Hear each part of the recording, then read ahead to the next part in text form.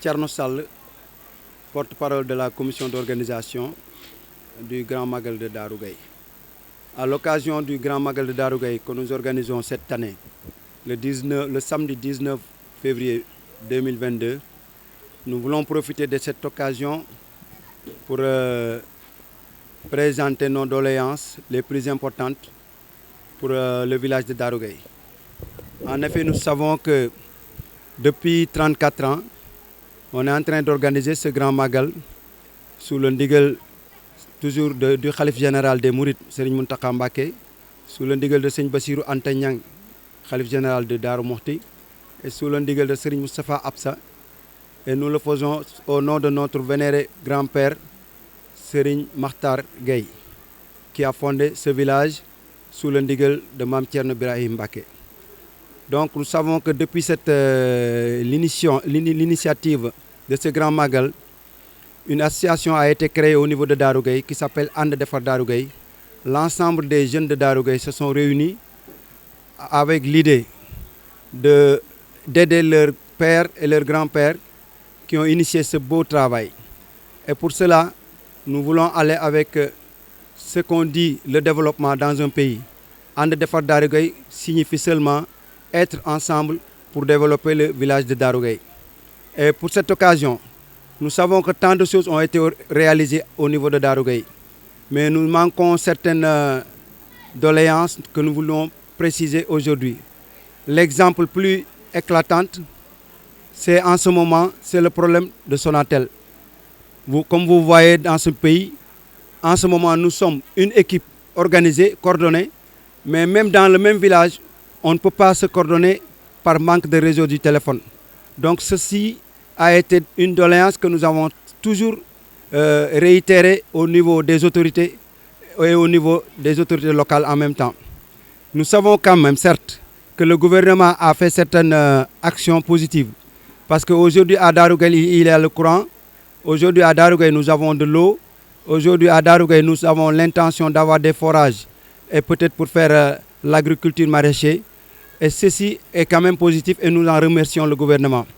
Mais quand même, au moment où nous sommes, avec l'avènement de l'Internet, avec l'avènement des réseaux sociaux, avoir dans un village un grand magal aussi important, tous les villages environnants sont présents et nous ne pouvons même pas utiliser l'Internet et la ligne téléphonique. C'est vraiment une chose qu'on ne devait pas penser dans l'année 2022. Et pour cela, nous savons que nous avons dans ce pays, dans ce village, des membres très dynamiques qui font partie de l'association, qui sont le président, le secrétaire général et le président de l'organisation. Et en outre de ces gens, nous avons un membre très, très important qui s'appelle Mamoun Gaye, qui est allé lui personnellement rencontrer l'ARTP pour leur solliciter nos doléances directement. Et en ce moment, il a reçu un numéro de téléphone vert qui est le 800 800 200 et il a donné à certains membres du village qui se sont occupés à demander directement ces doléances. Mais malgré ça, jusqu'à présent, nous n'avons pas eu satisfaction. Et c'est ça qui nous donne l'occasion d'insister et de réitérer cette demande au niveau du gouvernement et au niveau de toutes les autorités locales. Et nous le disons aussi au maire Modou Fall, qui est notre maire, qui est notre premier interlocuteur. À part ça, nous savons que la route a été réglée à 50% parce qu'aujourd'hui, en passant de Meké par Koul et Risso, nous pouvons arriver à Darou Gaye par une route Boutimé. Mais nous souhaiterons aussi avoir une route qui part de Pire jusqu'à Diaksao et avoir 4 km de Diaksao à Darou Gaye. Et si c'est possible, aussi arriver jusqu'à Toubakan, relier la route qui relie Baba Garage Bambay. Et ceci serait certes une ouverture très importante dans la sous-région que nous sommes. Et nous savons que Darou Gaye est un village plein de dynamisme, plein de jeunes qui sont disponibles. Et cette route, si nous l'avons, nous savons tous que le développement passe par les infrastructures, le développement passe par l'agriculture, le développement passe par la santé. Et là, qui dit santé, dit que le village de Darou Gaye a eu, par ses propres moyens, à changer la case de santé de Darou Gaye en poste de santé, en l'équipant complètement. Et nous avons même eu l'idée d'avoir une infirmière qui est payée par l'association And Defar Darou Gaye. Et nous avons aussi l'intention d'avoir un sage-femme.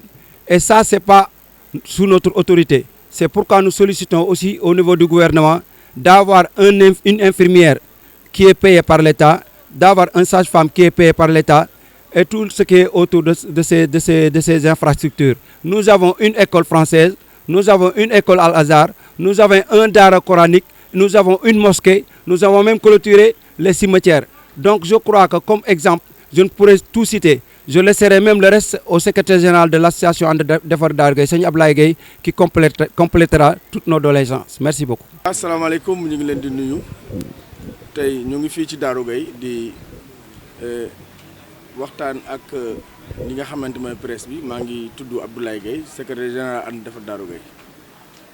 Tey nag dañu ñëwoon fii di def bés bu mag ñu am location ak presse bi pour waxtaan ak ñoom. Ñu tàllal ñu suñu micro seen micro ñu wax leen suñ li nga xam ne mooy suñu jafe-jafe fii ci dëkk bi ndax dañu gis ne dëkk bi fii ci Darou Gueye suñu première doléance mooy communication. Ku ne xam na ni communication bu jàllul dara du jàll. Na ngay nekk si biir dëkk bi sax yaa ak nit doo leen déggante te pourtant avec association bi lépp loo xamante ni rek mun nañ ko defal seen bopp vraiment defal nañ ko suñu bopp.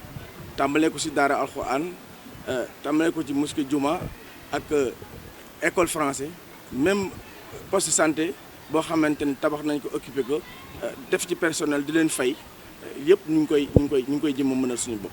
Mais nag li nga xamante ni ab opérateur buy gagné ci réew mi lu mel ni Sonatel ak Tigo ak Expresso amul benn opérateur boo xamante ni tey disponible nga fii amul benn nit boo xam mën nga ko fi jot par téléphone te pourtant ñu ngi gagné ay milliards ci réew mi.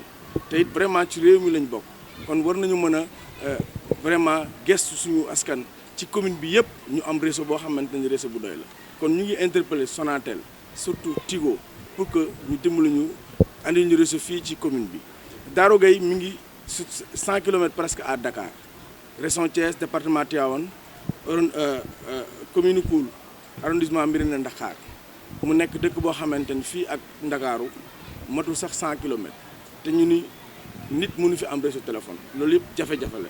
Beneen jafe-jafe bi ci topp mooy yoon bu ñu duggee si biir dëkk bi jafe na trop malheureusement nag am na tuuti tey 50% ci yoon bi ndax diggante Koul ak Darou Gueye yàlla dimbal nañu grâce à l'association And Defar Darou Gueye ak l'honorable Diop Sy dimbal nañu ba dugal piste bi ci dëkk bi.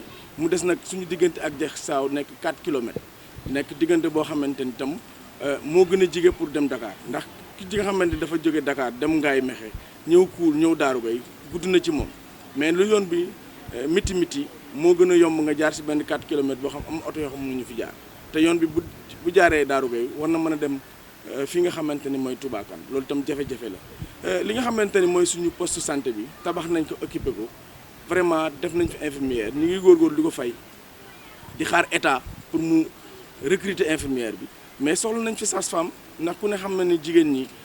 bu ñu tolloo ci yenn yi dañuy soxla sage-femme boo xam daf leen di jege kon loolu tam doléance la boo xamante ni bu am solo la infirmière bi tam ñu ngi ci procédure recruter ko ñu ngi ñaan yàlla ñu gaawal loolu ci recruter personnel bi mën a aw association bi ci payoor bi ndax ku ne xam na ni aw askan bu ñuy dajale di fay ab infirmière di xaar ab sage-femme pour war ko fay loolu dina xaar aw jafe-jafe bu mag lay doon kon loolu yëpp jafe-jafe la boo xamante ni mu ngi si biir bëkk bi ku ne xamante ni ku ni développement ni ndox yu ñu naan mu ngi si biir dëkk bi mais dañu bëgg am forage boo xamante ni dinañu permettre mën a suñu doom yi dootuñu def Barça wala Barsax mën a yem si dëkk bi mën a bay tundee su ko defee ñu am yoon bu ñu jaar ba li ñuy bay ñu mën ko génnee loolu tam doléance la boo xamante ni ñu ngi ciy xaar état ci côté yëpp yi nga xamante ni war nañ fa jaarale. Kon loolu moo nekkoon li nga xamante ni mooy doléance yi nga xamante ni war nañ ko jooyee askan wi. Doléance bi nag lépp ñu ngi ko teg ci ndigal tojuñu xeer tojuñu kaar baarewuñu tali mais dañu joxe doléance bu civilisé ndax nopp la gémmiñ mooy wax mais nopp mooy dégg te yaakaar naa ni soo waxee fi nga war a waxee dinañu dégg fi ñu war a déggee kon jàpp naa ne suñu doléance dina war a jàll ñu ngi koy jooyee nag président de la république son excellence Macky Sall mu dimbali ci nga xamante ni mooy suñu doléance suñu réew ndax suñu Sénégal mën a jëm ci kanam.